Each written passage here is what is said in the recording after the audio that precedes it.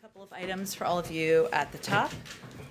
First, we welcome the unanimous adoption today in the UN Security Council to extend the mandate for a critical humanitarian aid lifeline to Syria. This agreement, which will directly impact the lives of millions of Syrians, was the result of hard work among the members of the Council and intensive diplomacy following a detailed discussion at the Geneva summit between President Biden and President Putin.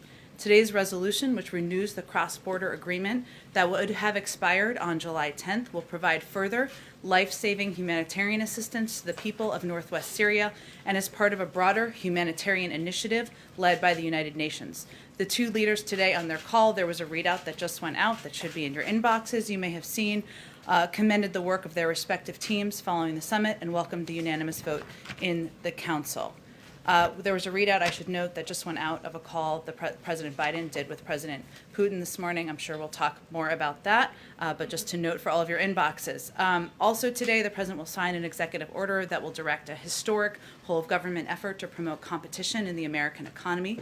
This effort has three goals: lower prices for consumers, higher wages for workers, and more innovation and economic growth. Lack of competition drives up prices for consumers. Barriers to competition also drive down wages for workers. When there are only a few employers in town, workers have less opportunity to bargain for a higher wage and to demand dignity and respect. In total, higher prices and lower wages caused by lack of competition are now estimated to cost the median American household $5,000 per year. So we want to work to address that. Competition is the engine of our economy, and this is just the beginning. We'll be back in the weeks ahead to update you on the progress we're making on this executive order and the concrete benefits we are delivering to the American people. I also wanted to provide a quick update for you on our work in Haiti. The United States remains engaged and in close consultations with our Haitian and international partners to support the Haitian people in the aftermath of the assassination of the president. In response to the Haitian government's request for security and investigative assistance, we will be sending senior FBI and DHS officials to Port-au-Prince as soon as possible to assess the situation and how we may be able to assist. I also wanted to note that in January 2021, we announced a $75.5 million for a wide range of issues, including democratic governance, health, education, agricultural development, and strengthening of pre-election activities. Strengthening Haiti's law enforcement capacity is a key U.S. priority, was before the assassination a few days ago, continues to be. And the U.S. Department of State's Bureau of International Narcotics and Law Enforcement Affairs provides assistance directly to the Haitian National Police. We are also providing $5 million to strengthen the Haitian National Police capacity to work with communities to resist gangs. I also wanted to remind you all that earlier this year, the Department of Homeland Security redesignated temporary protected status for Haiti for 18 months, something the Secretary announced in May and something we are working to implement. And finally, Haiti is one of the countries that will be receiving vaccines from the United States. We will be prepared to deliver those, hopefully as early as next week.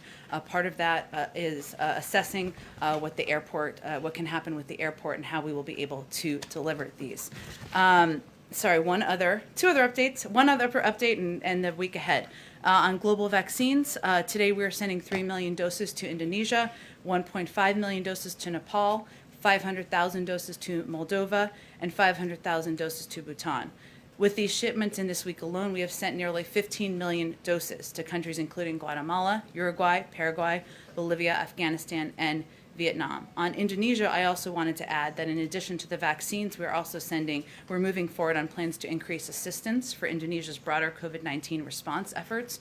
We recognize the difficult situation Indonesia currently finds itself in with a surge of COVID cases, and our thoughts are with those in Indonesia who are affected.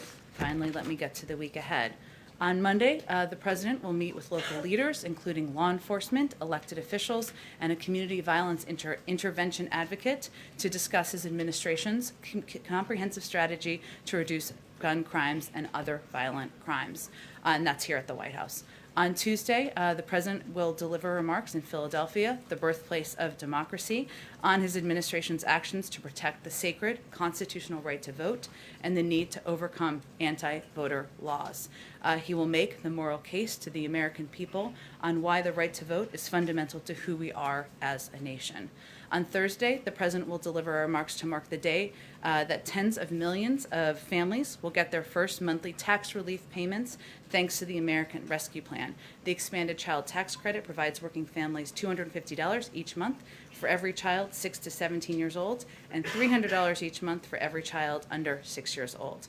Also Thursday, the President will welcome German Chancellor Angela Merkel to the White House for an official working visit. Her visit will affirm the deep and enduring bilateral ties between the United States and Germany. This forward-looking visit will address our robust partnership on shared global challenges and identify areas to further strengthen cooperation in the months and years ahead. And on Friday, the President will participate in the Asia-Pacific Economic Cooperation Leaders Retreat, remotely, obviously, on the response to the COVID-19 pandemic. On Friday afternoon, the President will travel to Camp David, where he will remain over the weekend. Alex, that was a lot of information. Hopefully, go ahead. And we have new information about a call with President Putin. Can you tell us more about what prompted this? Was it decided in response to these recent ransomware attacks? What exactly did President Biden say? He reiterated that the United States will take any necessary action to defend its people. What threats, if any, did he make? And then I wanted to know, the top of the readout suggests that it was partly sort of a pleasant call. The leaders commended their joint work.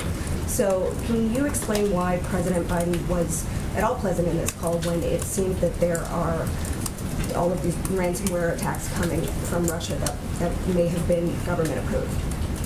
First, let me say that the President is a believer in face-to-face diplomacy when possible and leader-to-leader diplomacy when that's not possible. And this is an example of that. And this is the first time, even though ransomware attacks have been increasing over the past 18 months, if not longer, that there has been this level of engagement at this level. And certainly the President knew, even when they met in Geneva, that there would be a need for ongoing discussions and engagements. I would say the reason that they commended the work of their teams is this is consistent with the President's view that diplomacy includes working together where there is opportunity and agreement and being clear and candid and forthright when there is disagreement. And this call is an example of that. So because of their agreement and the discussion they had in Geneva, the UN Security Council is going to extend access for humanitarian corridors, providing assistance, humanitarian assistance to people in Syria. That's something that is pivotal and that is going to save lives. That is something to be commended. At the same time, the President made clear, as I think you could see in the readout, that he underscored the need for President Putin to take action to disrupt these ransomware groups. Our evil, we know, operates in Russia and other countries around the world, and we don't have additional or new information suggesting the Russian government directed these attacks. We also know, and we also believe, that they have a responsibility. They have a responsibility to take action. And as you can see in the readout, the President also made clear that the United States will take any necessary action to defend its people and its critical infrastructure. So this was an example of leader-to-leader diplomacy, something the President feels is vital as he operates in the world. And a quick note, clarification on the new CDC guidelines on schools, because there seems to be a lot of confusion when these come out. Schools are now supposed to allow teachers and students that are vaccinated not to wear masks, but they're not recommended to keep track of that. Is that a recommendation enforceable? And if not, why even make the recommendation to begin with? And then going forward, as we're seeing an increase in vaccinations or increase in the Delta variant in some of these under-vaccinated clusters, is there a situation in which the administration would suggest returning to virtual learning at all?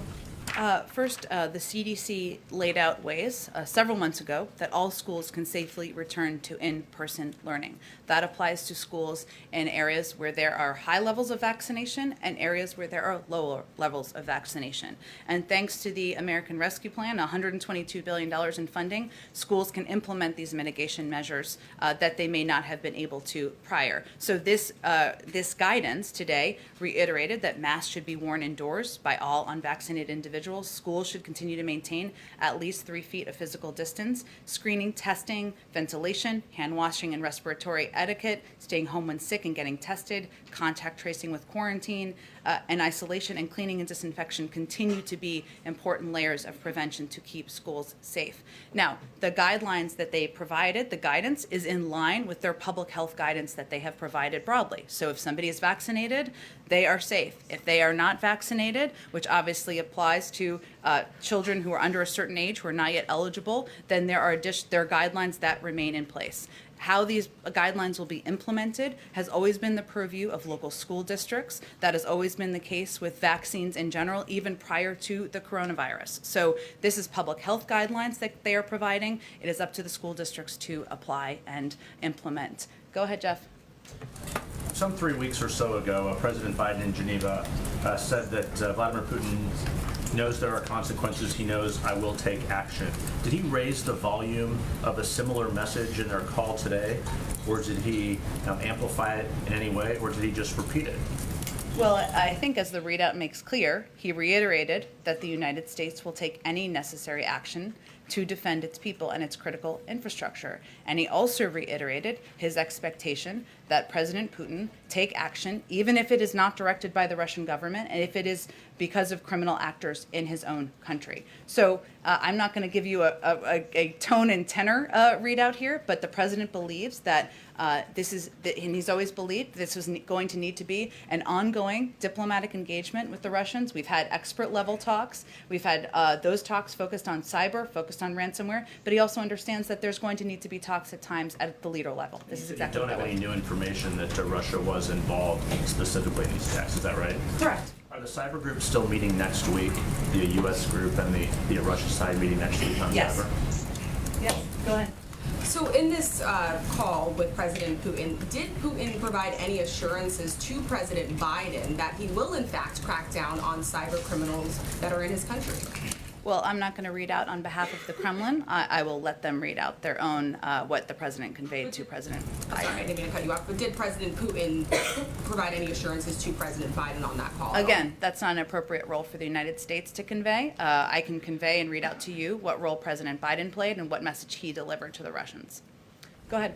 So you've talked about the visit of Chancellor Merkel coming on Thursday. To what extent will President Biden ask Germany and other countries that are involved to stand with him in a response to Russia on these ransomware attacks? Is that a big part of your agenda?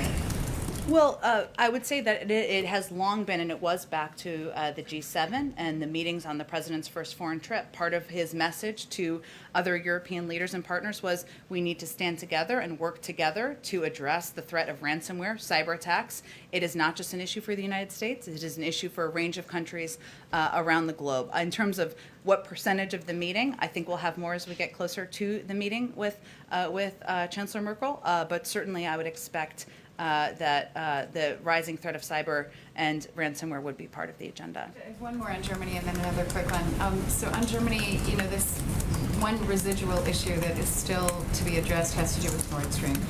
To what extent are you hopeful that you might be able to reach some kind of an agreement or extract some kind of promises from Germany that would stave off the need to have this sanctions take place? Well, it certainly will be part of the discussion, and the president's, our view continues to be that it's a bad deal and one that has global issues involved in it, but I'm not going to predict for you what the outcome of the meeting will look like. Yeah. Real quick on Haiti. Yeah. So we have some reporting that there's investigation going on about the role that Haitian Americans may have played in that attack. Can you say a few words about your understanding of that? I understand you're sending to the FBI and DHS, and it may be a bit premature, but any readout now would be helpful. I don't have anything to update in that regard. Obviously, the investigation is being led by Haitian police forces on the ground. There have been some reports I think you're referencing, but I don't have any update beyond that. Would that be a serious concern for the White House if you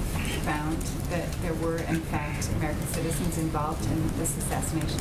Well, certainly, but I'm not going to get ahead of where the investigation is going. It's ongoing. It's led by the Haitians on the ground. Go ahead, Kelly. Did the president, in his conversation with President Putin, expand on the list that he presented to him in Geneva about the types of critical infrastructure and parts of the U.S. economy that were off limits? Has the increase in ransomware informed his view on that to expand that? And should we interpret this call and the implicit warning in there again as a sign that the U.S. will act and act soon? Well, first I would say that, as you noted, the president did provide a list of critical infrastructure when he met with President Putin just a few weeks ago. He did that because, of course, an attack on critical infrastructure that would take out a swath of the American economy would have a significant national security impact. He did not provide that list to say if the attack is not on critical infrastructure, we're not going to take action. That was not the restriction he gave himself. And I think in this call today, he was making clear that, again, and reiterating again, that attacks by criminal groups, by actors that may not be directed by the Russian government, you still have a responsibility. And in terms of actions, he made clear that he's going to take steps to defend the American people and our own infrastructure and our interests here in the United States. So while we're not going to preview operationally what that looks like or what he may decide to do, he did make clear that he reserves that option to take action. And do you think the president's intent in having this call and on this topic within the call was to send that signal that action could be imminent? I think his intent was to make clear and reiterate again that attacks by criminal groups, ransomware attacks by criminal groups on entities in the United States is not acceptable, and that we reserve the right to take action. Go ahead, Misha. Thank you. Did President Biden specifically ask about CASIA and the RNC hack in this phone call? And did Putin say he was investigating? Did he deny it? What was that conversation? Well, I'm still not going to read out what President Putin said, and I'm sure that the Kremlin will do their own readout of what he conveyed. I can tell you broadly that, of course, the ransomware attack that happened over the course of last weekend was a big focus, of course, of the call, which was clear in the readout that we provided. Again, I would reiterate on the RNC attack that the information we have to date is that that was on a third-party entity, and it's something the FBI is working with them on. We don't have additional information beyond that at this point in time. Did the president express when he would take this action? I'm just not going to have more to read out for you on operational details or specifics. Okay, and I have a question on Hunter Biden's artwork. Did the White House play any role in crafting the sales agreement with the New York Gallery to protect the purchasers or the ultimate purchaser's identity? Well, I can tell you that after careful consideration, a system has been established that allows for Hunter Biden to work in his profession within reasonable safeguards. Of course, he has the right to pursue an artistic career, just like any child of a president has the right to pursue a career, but all interactions regarding the selling of art and the setting of prices will be handled by a professional gallerist adhering to the highest industry standards, and any offer out of the normal course would be rejected out of hand, and the gallerist will not share information about buyers or prospective buyers, including their identities with Hunter Biden or the administration, which provides quite a level of protection and transparency. The gallery owner is a private citizen who might not be privy to who might have some interests in purchasing this artwork.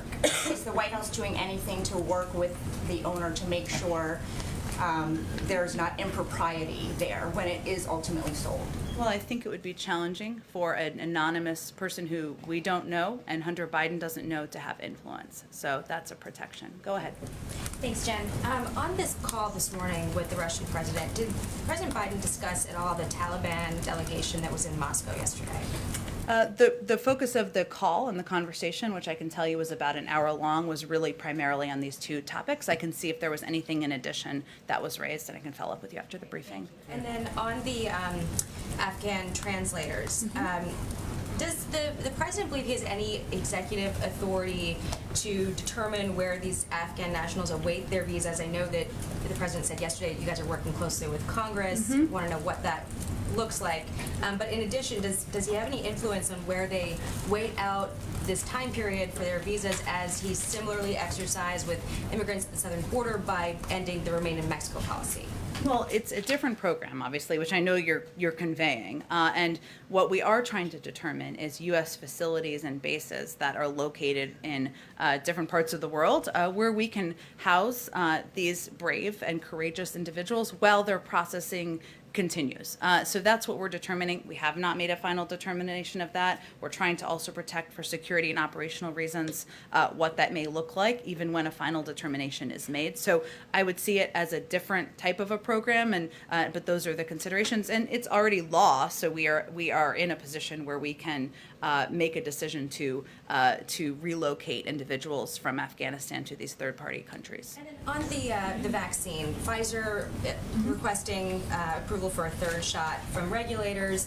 CDC, FDA said at this time you don't need a booster to be considered vaccinated. But what's the timeline that you guys are looking at on when that would be recommended, especially as it pertains to meeting vaccination requirements to forego things like masks? Well, first, and you referenced this, but just for others, the CDC and the FDA put out a pretty clear statement last night after the announcement by Pfizer, making clear that Americans who have been fully vaccinated do not need a booster shot at this time.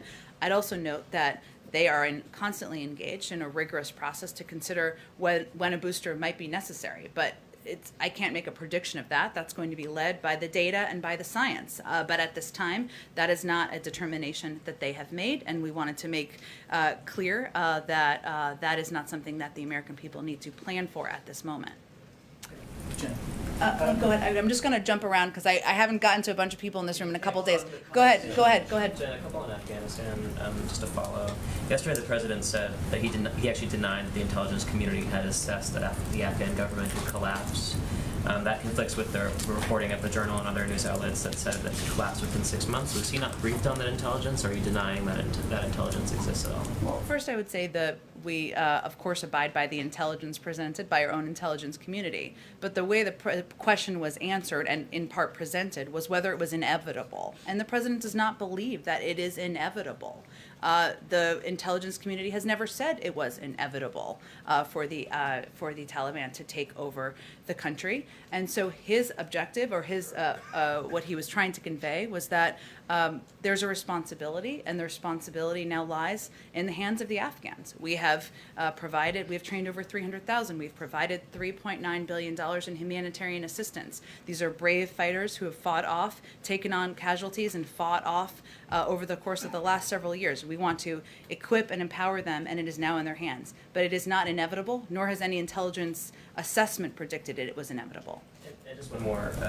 Yesterday, he also said that the U.S. doesn't bear responsibility for any deaths that might occur after the U.S. withdraws. Can you explain, how the U.S. doesn't bear any responsibility for that?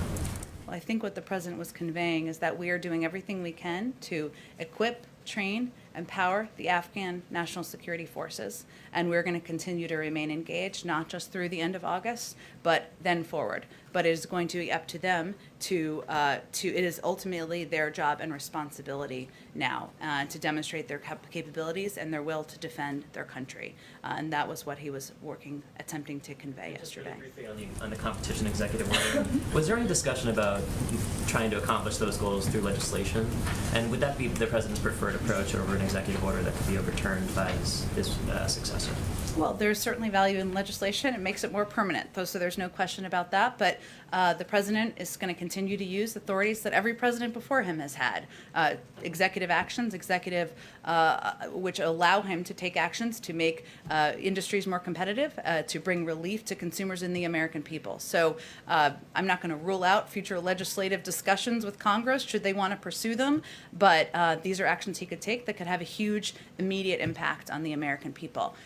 Go ahead in the middle.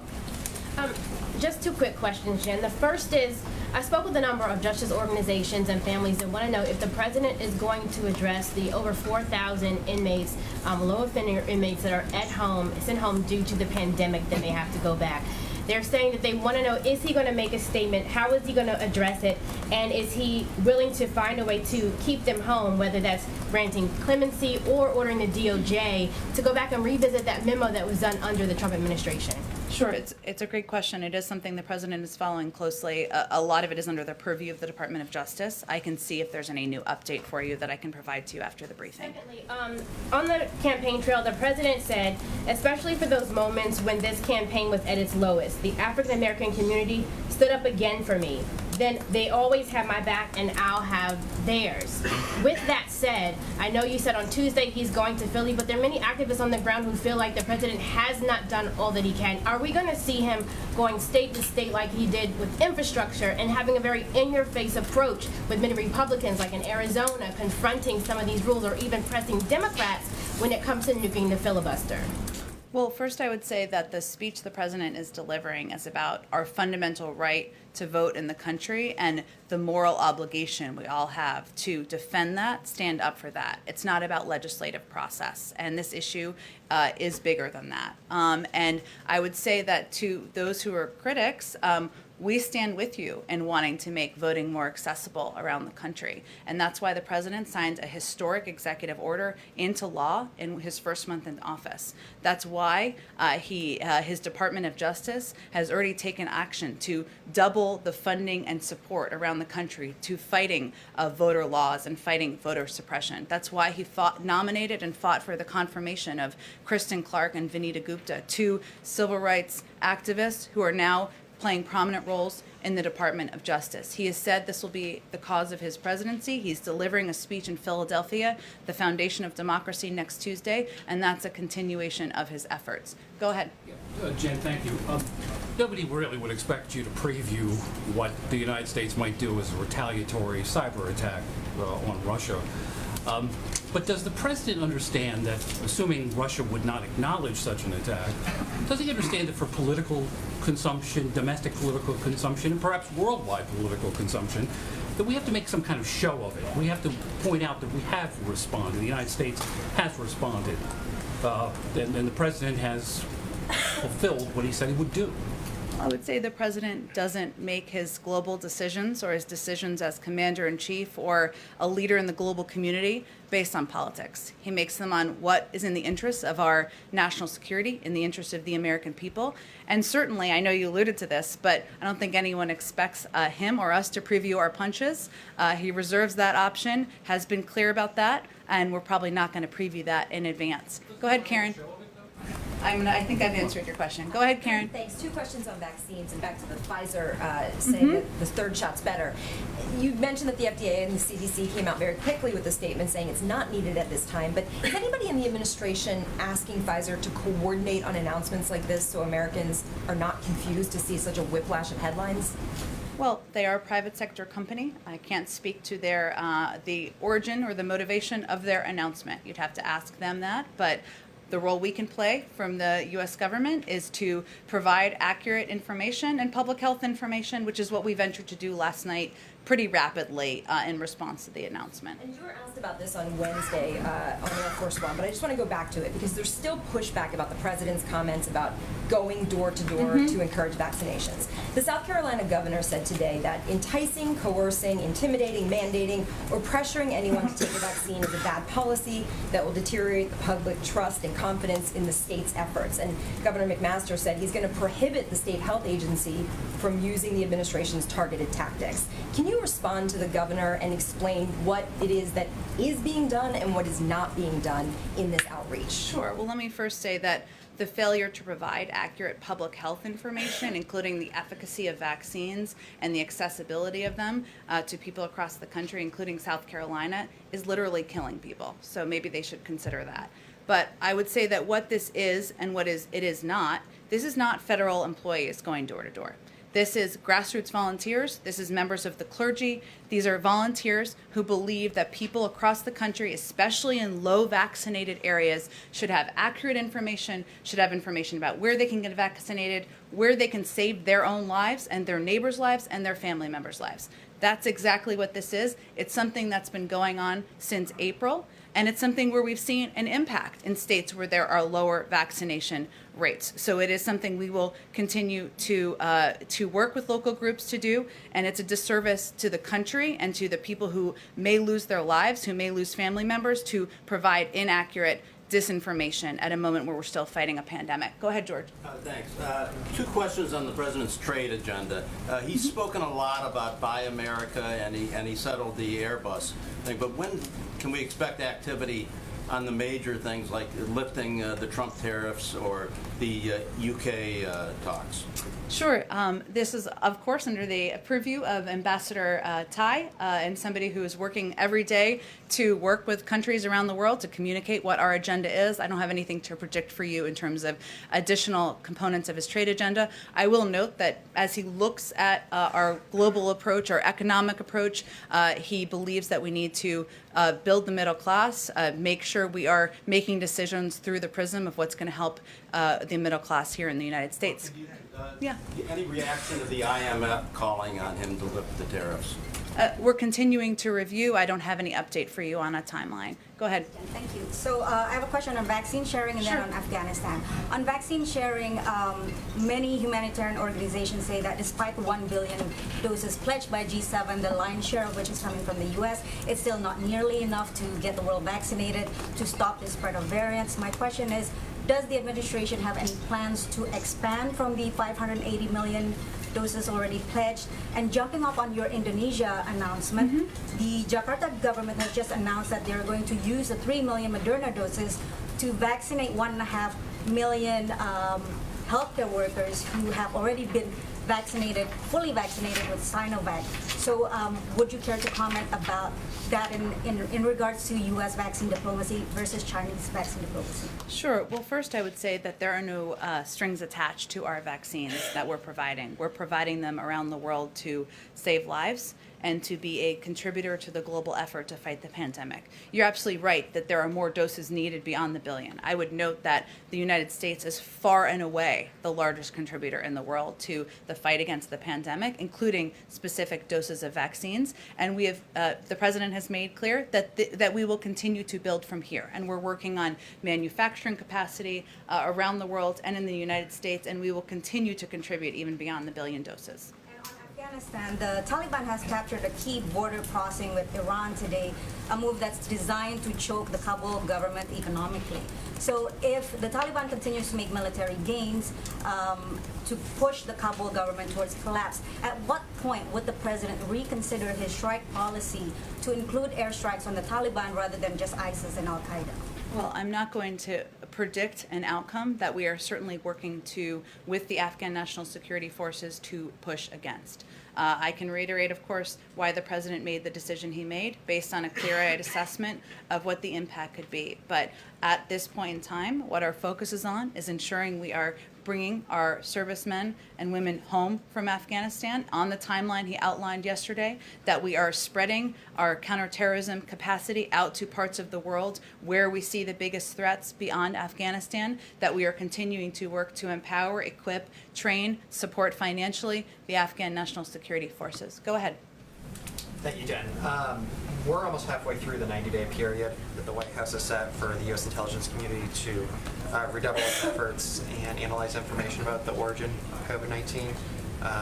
Is the president receiving, or has the president received any update on that probe? I don't have any updates to provide to all of you, but go ahead. Thank you.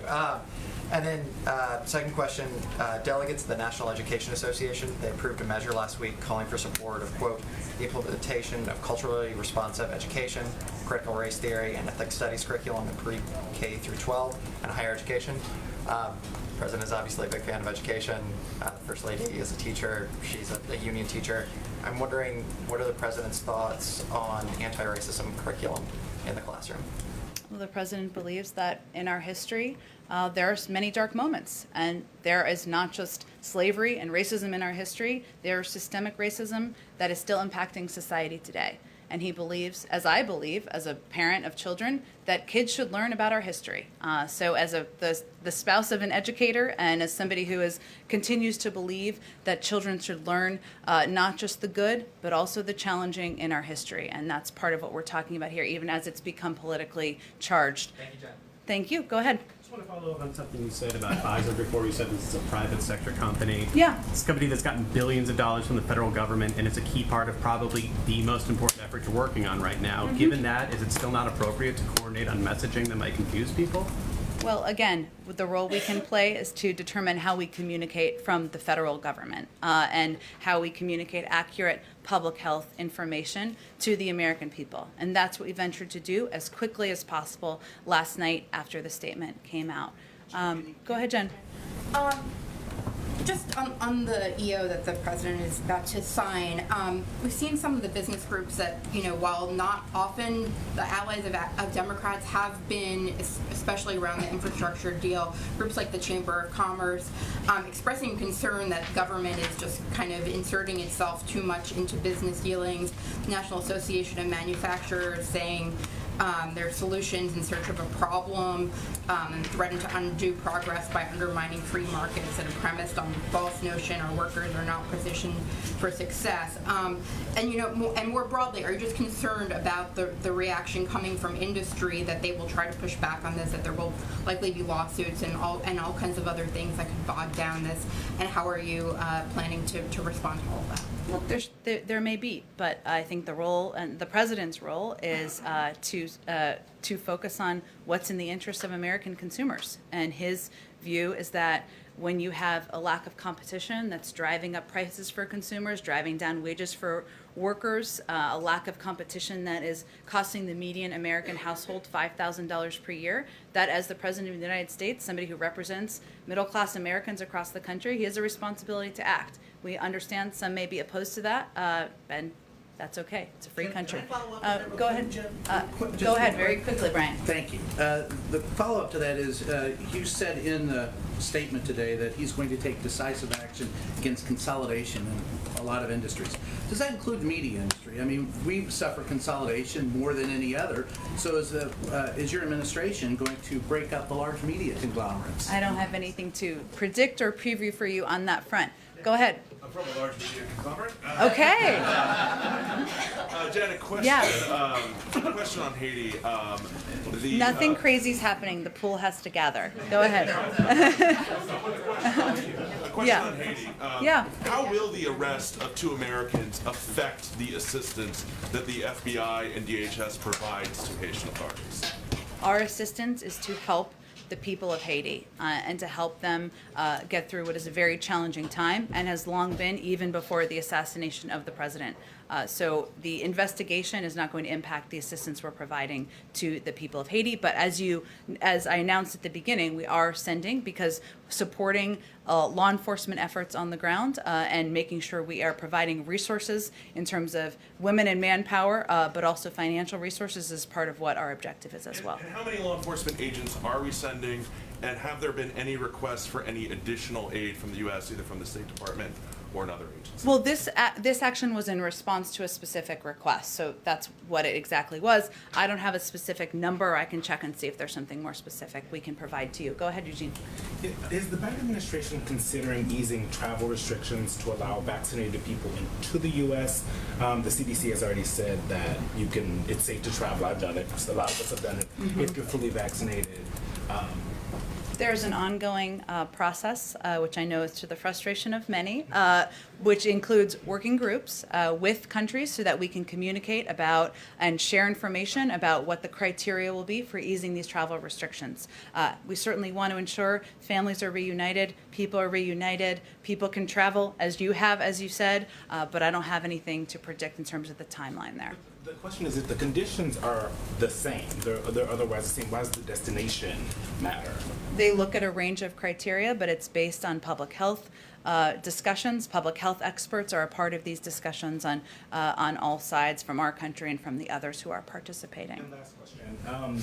In May, the administration came out in support of the TRIPS waiver, which would make vaccines more available around the world by waiving the IP protections.